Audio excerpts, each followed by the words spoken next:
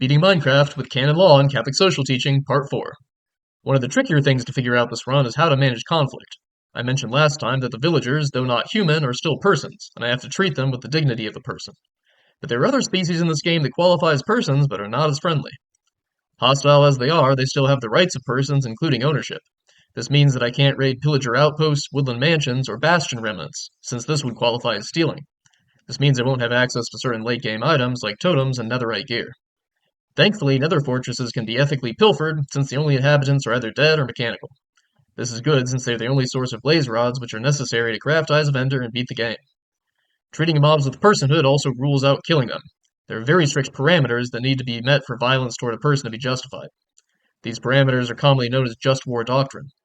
As a side note, Pope Leo said in his recent encyclical that this doctrine is outdated and too often used to justify violence. But I think for our purposes it'll do just fine, because in the context of Minecraft, it's not justifying anything. The only possible just cause I could have for killing one of these species would be self-defense or defense of my villagers. But that still doesn't satisfy the last resort requirement, since avoiding or retreating is nearly always an option. Pillagers won't raid a village without the player initiating it through the bad omen effect. Pillager patrols won't attack unless approached. Witches can be avoided or escaped. Piglins can be pacified by respecting their culture and dressing like them. And piglin brutes aren't a problem if you're not trespassing. This leads to a playstyle with a lot more running away than I'm used to, but it's actually much more interesting this way. It makes the lore a lot more real when you don't resolve every conflict in the exact same way, namely stabbing. Anyway, part 5 tomorrow. If there's any canonists or theologians out there, let me know how I'm doing.